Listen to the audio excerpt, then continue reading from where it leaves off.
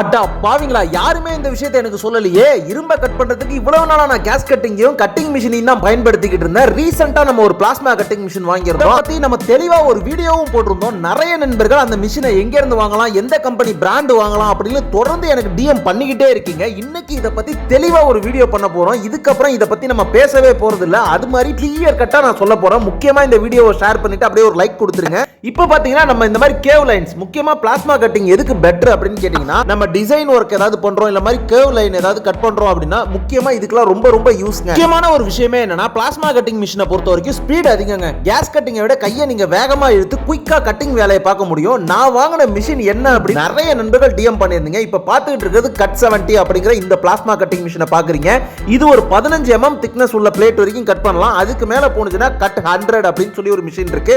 நீங்க அதுக்கு போலாம். நம்ம யூஸ் பண்ற பிராண்ட் ஜிபி கோர்ல வாங்கியிருக்கோம். மிஷினோட பாத்தீங்கன்னா இந்த எஃப்ஆர் யூனிட் கொடுத்திருப்பாங்க. இது இல்லாம நம்ம அடிஷனலா கம்ப்ரஸர்ல ஒரு எஃப்ஆர் யூனிட் செட் பண்ணி தான் இதுக்கு ஏர் கொடுக்கணும். அதாவது பாத்தீங்கன்னா கம்ப்ரஸர்ல இருந்து டைரக்டா எடுத்துட்டு வந்து ஏர் கொடுக்க கூடாது. இந்த மாதிரி நம்ம ஒரு ஃபிட்டிங் போட்டு இந்த கம்ப்ரஸர்ல உள்ள காத்தை ஏர் ஃபிட்டிங், அதாவது எஃப்ஆர் யூனிட்டை போட்டு அதுக்கப்புறமா ஏரை வந்து ஃபில்டர் பண்ணி அதுக்கப்புறம் தான் மிஷினுக்குள்ள தரணும். நீங்க டைரக்டா கம்ப்ரஸர்ல இருக்கக்கூடிய காத்தை ஒருவேளை நீங்க மிஷினுக்கு கொடுத்தீங்கன்னா அந்த காத்துல இருக்கக்கூடிய ஈரப்பதம் போர்டை டேமேஜ் பண்ண வாய்ப்பு இருக்கு. அதனால தான் சொல்றேன். இந்த கட் 70 பிளாஸ்மா கட்டிங் மிஷினை பொறுத்த வரைக்கும் ஒரு 2 HP ஒரு 200 லிட்டர் கம்ப்ரஸர் இருந்தா போதும். ஓரளவுக்கு நீங்க டீசென்ட்டான குவாலிட்டியில கட்டிங் போடலாங்க. கிட்டத்தட்ட 4 ல இருந்து 5 பார் வரைக்கும் நீங்க பிரஷர் கொடுத்தே ஆகணும். அதனால தான் சொல்றேன். நான் ஆல்ரெடி தெளிவா சொல்லிட்டேன். 15 mm திக்னஸ் இருக்கக்கூடிய பிளேட் வரைக்கும் தான் இதுல கட் பண்ண முடியும்னா, அதுக்கு கீழே இருக்கக்கூடிய மெட்டல், அதாவது ஷீட் மெட்டல் ஒர்க்லாம் வந்து பக்காவா போட முடியும். பிகாஸ் நீங்க வந்து ஒரு 2.5 இல்ல 2 mm திக்னஸ் உள்ள ஷீட் எல்லாம் கட் பண்றீங்கன்னா சூப்பரா கட்டிங் விழுங்க. ஒரு 15 mm போகுது அப்படின்னா நீங்க கையை பொறுமையா நகர்த்தணும். ஒருவேளை ஷீட் மெட்டல் ஒர்க் பண்றீங்கன்னா கையை வேகமா நகர்த்தலாம். ஈவன் நீங்க கேஸ் கட்டிங்கை விட வேகமா நகர்த்த முடியும் ஷீட் மெட்டல் ஒர்க்ல. ஒருவேளை நீங்க பிளேட் மொத்தமா ஒரு 10 mm 12 mm அந்த மாதிரி பிளேட்ஸை கட் பண்றீங்க அப்படின்னா அப்போதைக்கு நீங்க கையை வந்து பொறுமையா நகர்த்தலாம்.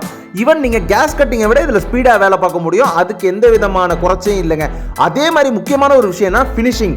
கேஸ் கட்டிங்கை பொறுத்த வரைக்கும் ஃபினிஷிங் கொஞ்சம் ரஃபா தான் இருக்கும். அதுவே இதுல வந்து ஃபினிஷிங் தக்காளி மாதிரி இருக்கும். சூப்பரா இருக்குங்க. முழன்னு லைட்டா பிசுறு தட்டும். அந்த பிசுரை நம்ம ஒரு சின்ன சுத்தியில வச்சு தட்டினீங்கனாலே கீழே விழுந்துரும். ஸோ கட்டிங் பண்ணிட்டு நான் உங்களுக்கு அதை எப்படி கட்டிங் வந்திருக்கு அப்படிங்கிறதையும் நான் இந்த வீடியோல காட்டுறேன். அப்படியே பாருங்க. நான் எதுக்காக பிளாஸ்மா கட்டிங் மிஷின் வாங்கணும், ஆல்ரெடி என்கிட்ட கேஸ் கட்டிங் இருக்கு, அதையே நான் யூஸ் பண்ணிக்கலாமே இரும்ப கட் பண்ணா அப்படின்னு நீங்க நினைக்கலாம். பிளாஸ்மா கட்டிங் மிஷினை பொறுத்த வரைக்கும் முக்கியமான அட்வான்டேஜ் என்னன்னா கண்டக்டிவ் மெட்டல், அதாவது அலுமினியம், பிராஸ், இரும்பு, எஸ்எஸ் ஒர்க் அந்த மாதிரிலாம் நீங்க பண்றீங்கன்னா நீங்க அந்த ஷீட் மெட்டல் ஒர்க்கை கட் பண்றதுக்கு நீங்க நார்மல் கிரைண்டிங் மிஷின்ல கட்டிங் வீல மாட்டி கட் பண்றதுக்குள்ள உயிர் போய் உயிர் வரும். அதுவே பிளாஸ்மா கட்டிங் இருந்துச்சுன்னா அப்படியே தக்காளி மாதிரி வெட்டி தள்ளலாங்க. சொன்ன விஷயத்திலே இப்போ உங்களுக்கு புரிஞ்சிருக்கும். கேஸ் கட்டிங்கை வச்சு நீங்க நார்மல் எம்எஸ் மெட்டீரியலை மட்டும் தான் வெட்ட முடியும். அதுவே நீங்க ஒரு எஸ்எஸ் எல்லாம் வெட்டுறீங்கன்னா வெட்ட முடியாது. அதுவே நீங்க பிளாஸ்மா கட்டிங் பக்கம் போறீங்கன்னா கண்டிப்பா சொல்றேன், எஸ்எஸ், கேஸ்டைன், அதே மாதிரி அலுமினியம், பிராஸ், எம்எஸ் எல்லாத்தையுமே உங்களால வெட்டி வீச முடியும். வேலையும் குயிக் ஆகும் அப்படிங்கறத தெரிஞ்சுக்கோங்க. இதுல இருக்கக்கூடிய டிஸ்அட்வான்டேஜ் என்ன, இவ்வளவு சொல்லிட்டப்பா பிளாஸ்மா கட்டிங்கை பத்தி. இதுல இருக்கக்கூடிய டிஸ்அட்வான்டேஜ் என்ன அப்படின்னு கேட்டீங்கன்னா, ரொம்ப முக்கியமான விஷயமே காஸ்ட் தான். ஒரு மிஷினோட ரேட்டே கிட்டத்தட்ட ஒரு 30,000 ரூபாய் வரும். இப்போ நான் வச்சிருக்க மிஷின். அது இல்லாம இதுக்கு பின்னாடி நம்ம வாங்கக்கூடிய கம்ப்ரஸர் இருக்கு. ஸோ கம்ப்ரஸர் ஒரு 40,000, இது ஒரு 30,000, அது ஒரு இல்லாம ஒரு ஃபிட்டிங்ஸ் அது இதெல்லாம் போட்டிங்கன்னா ஒரு 70-80,000 ரூபாய்க்கு மேல இதோட ஓவரால் காஸ்ட் வரும். நீங்களாம் நினைக்கலாம் இந்த மிஷின்லேயே இன்பில்ட் கம்ப்ரஸரோட பிளாஸ்மா கட்டிங் மிஷின் வருது, அதை வாங்கலாமேன்னு சொல்லிட்டு. என்னை பொறுத்த வரைக்கும் நீங்க ஒரு இண்டஸ்ட்ரியல்ஸ் வச்சிருக்கீங்க அப்படின்னா கம்ப்ரஸர் தனியாகவும் மிஷின் தனியாகவும் வாங்கினீங்கன்னா தான் உங்களுக்கு லாபம் அதிகம். ஏன்னா நீங்க கம்ப்ரஸரை வேற ஏதாவது ஒரு யூசேஜுக்கு யூஸ் பண்ணிக்கலாம். அதே மாதிரி மிஷினை வந்து நீங்க தேவையில்லாத நேரத்தில் ஆஃப் பண்ணி வைக்க முடியும். ஸோ மதர் போர்டெல்லாம் எதுவும் அதிகமாக டேமேஜ் ஆகாது, ஹீட் ஆகாது. அதுவே நீங்க இன்பில்ட் கம்ப்ரஸரோட இருக்கக்கூடிய பிளாஸ்மா கட்டிங் பக்கம் போனீங்க அப்படின்னா எனக்கு தெரிஞ்சு என்னோட ஓன் ஒப்பீனியன், ஸோ அது லாங் லைஃப் வருமா அப்படிங்கிறது எனக்கு தெரியலைங்க. இப்போ நான் வந்து தனித்தனியாக தான் வச்சிருக்கேன். பிளாஸ்மா கட்டிங் மிஷின் தனியாகவும் கம்ப்ரஸர் தனியாகவும் வச்சிருக்கேன். ஸோ கம்ப்ரஸரை வச்சு நம்ம பெயிண்டிங் ஒர்க்கு, கன், ஏர் இம்பாக்ட் ரின்ச் இதெல்லாம் நம்ம யூஸ் பண்ணிக்கிறோம்.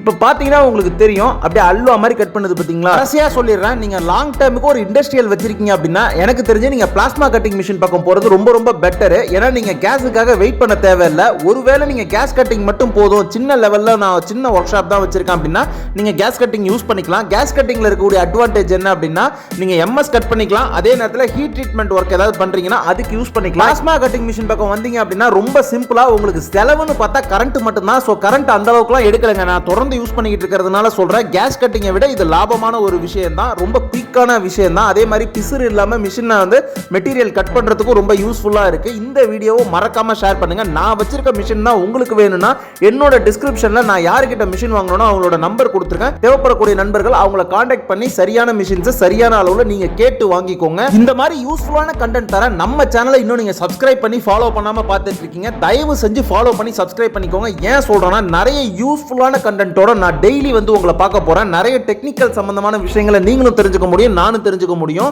இப்போ பாத்தீங்கன்னா நீங்க இந்த வீடியோல பார்த்திருப்பீங்க, சரசரன்னு எல்லா மெட்டீரியலையும் கட் பண்ணி கலப்பைக்கு தேவையான செட்டிங் எடுத்துட்டேன் பாத்தீங்களா. ஸோ ரொம்ப ரொம்ப ரொம்ப ரொம்ப யூஸ்ஃபுல்லான ஒரு விஷயங்க. ஸோ இந்த வீடியோவை மறக்காம ஷேர் பண்ணிடுங்க, நம்ம சேனலை ஃபாலோ பண்ணிடுங்க. மீண்டும் ஒரு நல்ல பதிவில் பார்ப்போம். நன்றி.